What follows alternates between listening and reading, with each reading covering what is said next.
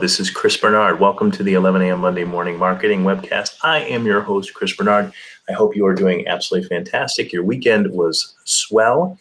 As you can see, I am not in studio today. I'm out traveling, but I figure work must be done no matter what. So I am here to share with you some pretty amazing topics. Primarily one that I think I suffer with the most, actually. So it is going to be interesting. Optimizing your content videos for maximum promotability. Now, I'm not sure if promotability is actually a word, but we're going to go with it anyway. So let me go ahead and share my screen with you so we can just kind of jump right into it. And I have no problem doing that. So let's go ahead and show the screen. Which one do we want to go with? Oh, let's just do entire screen, right? Well, why not, right? So we're just going to go with it. Oof, that's crazy right there. So without going too far into this, I took some pretty intense notes at Content Marketing World up actually here in Cleveland for a little bit. And so I'm going to share with you those pieces of material right now.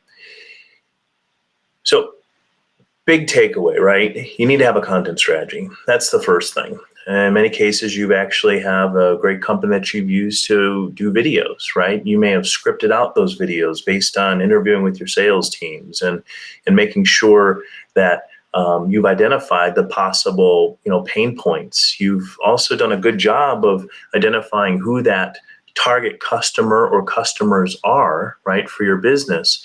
And you've done a competitive analysis as well to make sure that you know how your organization fits in relation to those competitive options. So you've done all of that. And now you've done some really, really great video. I'm going to share with you or take you to, let's see if you do a Google search. Let's see if you do, let's just do Monday morning marketing webcast. Let's see if this even shows up. This is part of the test right now, by the way. Oh, it shows up on Facebook. That's good. Weird. Looks like, okay, well, it is showing up. There's something else here which is kind of interesting, which I will click on at some point later on today. So this is a practical example of what's going on. As soon as things speed up for me here. What? Just get the little mouse going here on the right-hand side. Okay, so slowly but surely it's coming up. That's part of the problem, first of all. So we're going to optimize these content videos. Now, the first thing you see right here is you've got this Monday morning marketing webcast page. And this is simply a page in WordPress. And I have, the ability to share the content out and some questions and things like that. So I've got these structured, I think, in a nice way, right? I've got the videos here. I've got my show notes here. If I had actually show notes in some cases, I've done a good job with the content. I've kind of segmented these things out in terms of topics. So you can kind of scan through. In some cases, I was a lot more diligent with the actual the thumbnail picture, right, to kind of create some engagement there. Here's a great one from traveling in Alaska where I was looking up at the sky, so that's fantastic. Again, you can tell some of these where I had a little bit more time, sometimes even out on the road. Good stuff, but great, I think really very helpful topics. And so this content is probably not being found. So I'm just going to go ahead and grab something that you really, if it should come up in Google. And I'm telling you this for a reason, by the way, not just to promote the site and stuff like that, but I want to see. Okay, so it comes up in videos. And by the way, if you tactical people, if you're if you're doing this stuff, you should be doing this because this is what your bosses are likely doing, just to make sure you know what's going on, right? So when I did that specific search topic, my question is whether or not this is going to be found at the level. When I look at analytics, I don't see these topics actually driving real visibility in terms of organic. And to be quite frank with you, shame on me, haven't been, I know what our keywords are, but I haven't been actually building content directly to it. It's more of just my, as projects come up, as we're thinking about different things, I'm actually pulling that in. And I think, whether you're a doctor, a laparoscopic surgeon, you're an air conditioning client, in many cases, I think you guys are doing the same thing that, that I'd be doing in this case of sharing my podcasts out or the webcasts out.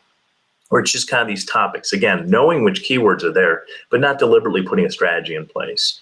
So when I actually do that query for a very targeted search term, in this case, the videos are actually coming up, which is great. That's something that's very helpful. And I see some other ones that are showing up in here, and I'm not even sure how, like news break. I'm not sure exactly how that's getting there, but great, fantastic. It is showing up in the Facebook groups, so obviously the groups content is showing up there, which is good, but I'm still looking at the site, and I'm not seeing the site show up at all. Notice that. So the distributions tools of YouTube and Facebook are showing up, but it's not actually showing up. And to be quite frank, I'm not glad that it didn't, but it would appear as though the things that I learned in this specific conference workshop and what's going on here at the tactical level are indeed taking place. Okay, so a couple things going on. How can I get this content to be there? Well, first of all, going back to some of the basics with search, right? If you look at all these videos, these are simply embeds. I think all of them are embeds to YouTube directly. By mouse over, watch on YouTube, right? Some of them, well, this one's just a picture. That's why it looks so funky. So it's busy, but these are all embeds of YouTube, and these are all to show, okay? So the first thing I am actually going to encourage you to do in this is when you post these, you can post them in a couple of different ways, okay? Unlisted, private, and public, right? So what we were recommended to in this conference by a Mr. Michael Brenner, who well-versed in a lot of this. This was a great session, by the way. What we learned here is to make sure that this content that's here is unlisted. If we can't host it somewhere else, make it unlisted. There's a reason for that. The reason why, in fact, let me just actually take some notes as I'm talking to you here.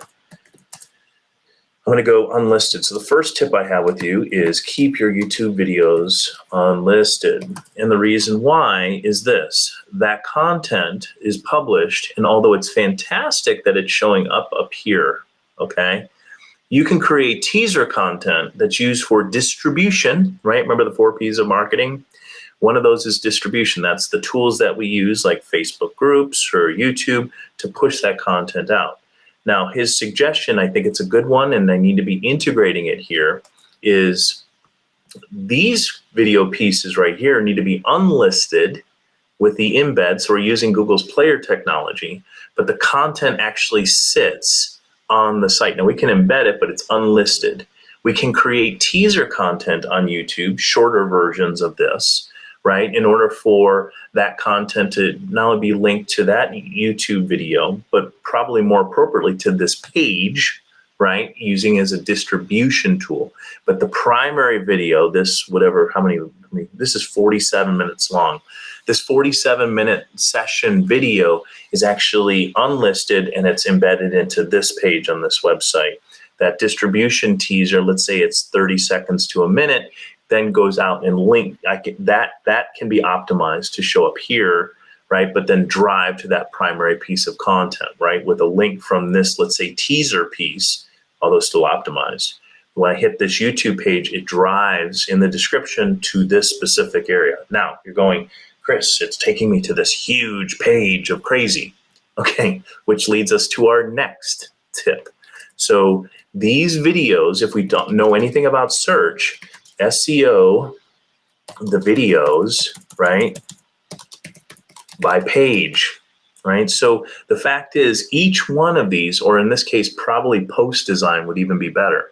So it actually create a category called Monday Morning Marketing Webcast, which would be optimized for its own specific set of SEO keywords and things like that. And then I'm going to go ahead and add these videos as posts, right, as a resource. And we may be able to do like paid modules and things like that for certain content, but to keep it, and we can even probably sub-organize those in terms of specific content elements with tags and all of that. That would be leveraging the power of the WordPress blog system, right, with categories and posts, and then subcategories, because I can do optimize for keywords. Great plugin, Yoast, by the way, if you haven't used it. Fantastic. Most of you probably already know about that.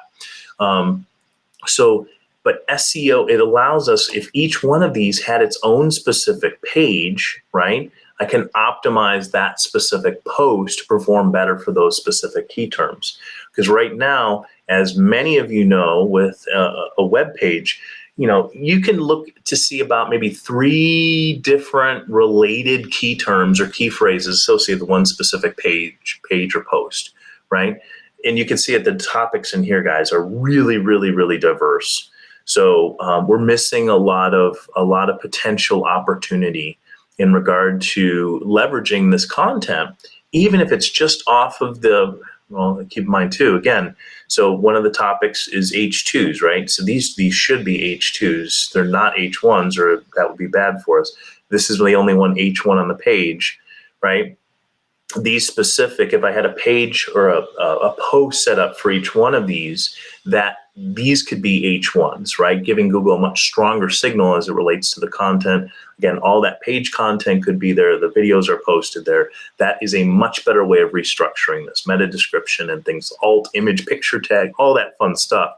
Each one of these should have its own post, right, associated with it. And I can even cross-link some of that stuff. There's some great plugins that allow you to cross-link content in terms of posts. Sometimes automatically based on keywords, it looks for affinity and things like that. So good stuff there. So that is the second tip, is to get these on individual, I'm going to say posts, and then even consider the categories, right? Categories and subs. And then I'm also going to take it one step further and say even link content articles. All right.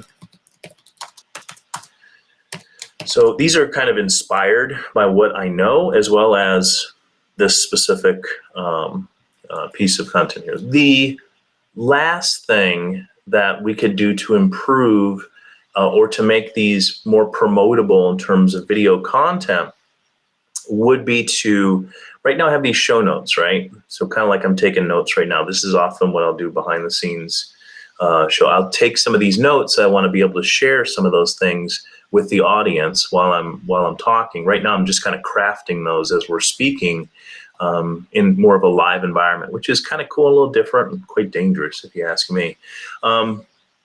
So yeah, that's primarily what we're doing. That third piece is the word transcripts. Transcripts. Now, there's a tool in here that he recommended.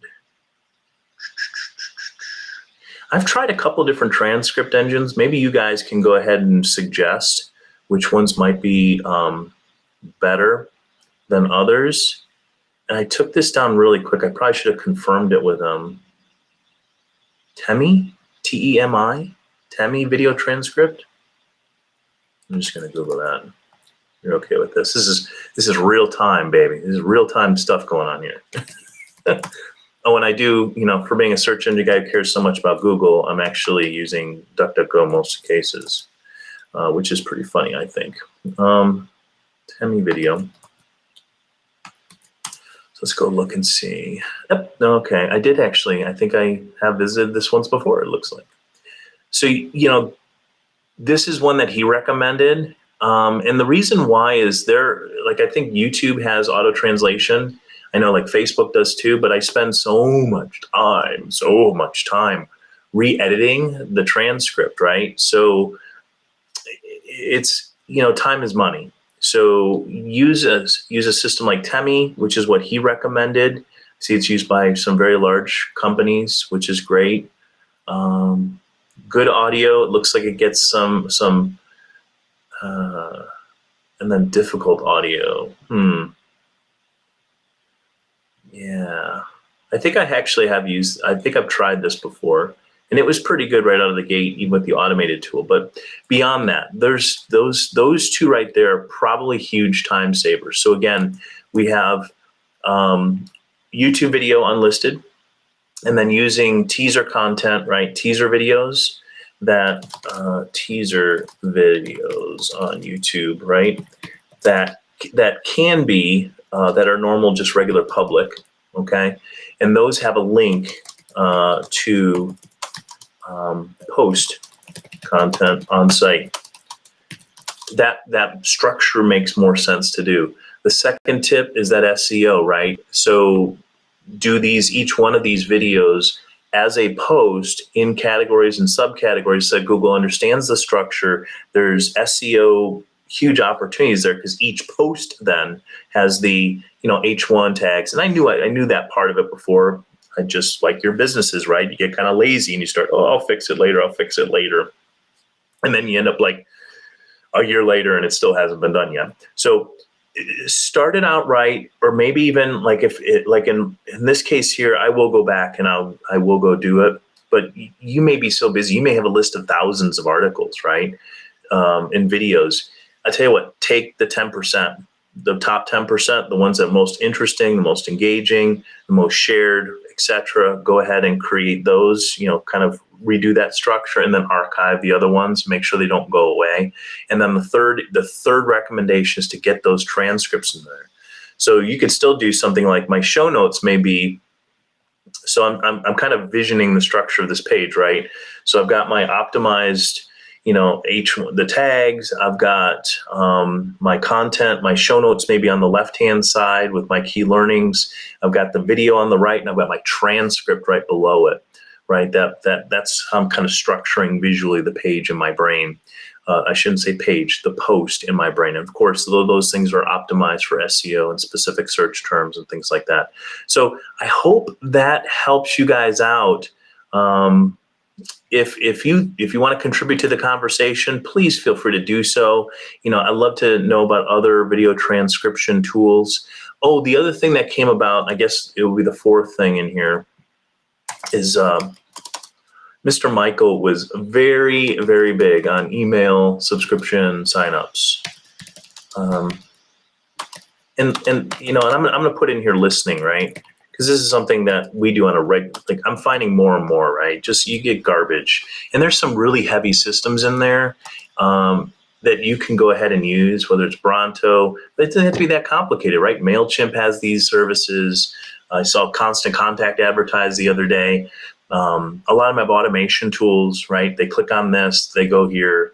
And so you can build all these structures in terms of automations, and you don't have to build everything beautifully right out of the gate.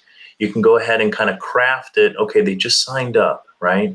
So what do we want them to experience? And I think it was it MailChimp, right? Did this for a client the other day. They have a recommendation engine. They've already kind of built out some of that structure already in advance for you. So when somebody signs up, you can do if-thens. You can do a welcome email. A lot of times there's a welcome email. You'll want to guide the guests through those experiences. If they don't click on something, you may want to remind them a little bit. If they do click on something, you want to note that. And maybe you want to kind of, next month or whatever it is, to kind of create maybe another set of drip programs off of that.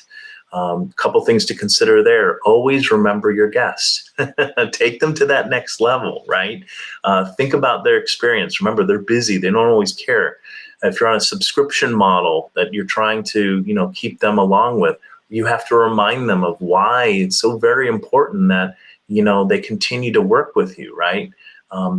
I'd say 80% of the subscription companies do an awful job of this in terms of maintaining that part of their business. They may just share newsletter garbage out to them, but they haven't really thought about reaffirming in the customer's mind why they work with you, right? So a couple of things there that you may want to consider, but take the opportunity in terms of email to go ahead and engage them at a long-term level. So I hope those tips help. Like I said, feel free to contribute to the conversation, YouTube or wherever you find this podcast. Let me go back and shut this screen off here. So yeah, feel free to chime in. We're all learning through this, guys and gals. The better we can be for our clients and our clients' clients, to be quite frank with you, the more we just better society. We can do these things ethically and honestly by helping people with our products and services. So it's a great opportunity to learn from each other, to engage one another. And I hope that you guys have a fantastic week. Go out there, put a smile on your face, and enjoy each other's company. Enjoy the work that you're doing with people. This is an exciting time in history, so feel free to take advantage of it. And we will see you here next week. Bye-bye.